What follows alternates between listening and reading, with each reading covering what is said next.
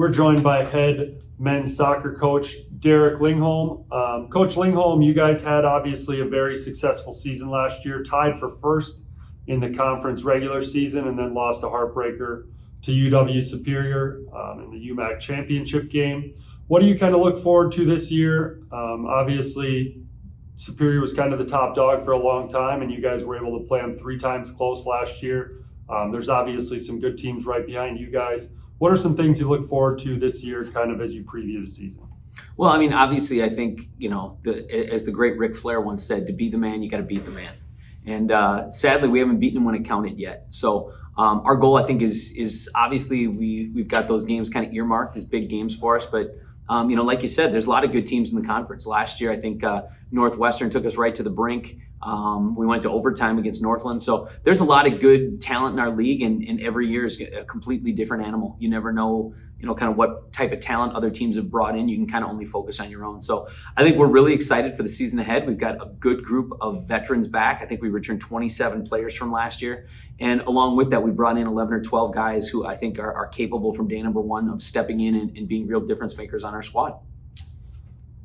Looking back at last year, obviously you guys lost Max, who was the big dog, as you say it. He was your main goal scorer. So how do you kind of try to fill those gaps? Is that kind of a single effort, or do you look kind of collaboratively at more of a team thing, or what are we looking at this year? Well, I mean, you never replace somebody like that. I mean, I think the Bulls are still trying to replace Michael Jordan, and Edmonton Oilers, maybe Wayne Gretzky. But I mean, for us, I think the big thing you have to do is you have to kind of reinvent yourself a little bit. I mean, in some respects, it might even help that Max is gone, just in the fact that I think a lot of players deferred to him in those big moments when normally their natural instinct might be, this is my shot, or I should, make a more direct run towards goal. So even in the early going here, we've already seen some of those players taking maybe a step forward in some of those regards. So I don't think we're going to have a Max Bush, anytime soon here, but I think we got a lot of really good players who are going to put a lot of pressure on our opponents. And I think we're going to have a goal scoring team like we've had before. It's just going to probably be in a different way.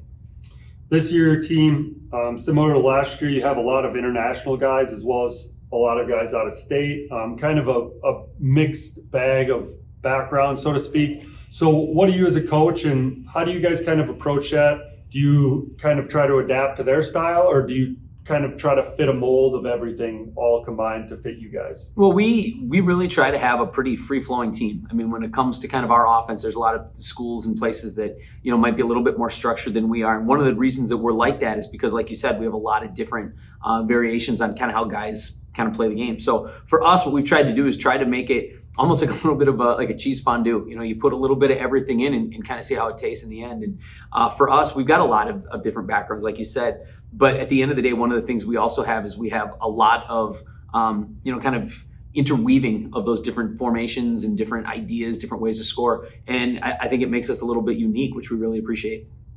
As we head into your game against Buena Vista tomorrow night, and then Hamlin on Saturday, and then you jump into conference, what are some goals you maybe have early season for these first few games? And then as you kind of jump into that UMAC schedule, obviously that's kind of when it really, really matters. Not that these first games don't matter, but how do you kind of approach these games early on and then as you move throughout the year? Well, I mean, obviously everybody wants to win the games. Like you said, I think one of the things we've talked about is we want a lot more of shutouts or clean sheets, as we call them, this year. I mean, we really want to up our defense. We think that if we do that, that's going to really help us come those, really close, important battles.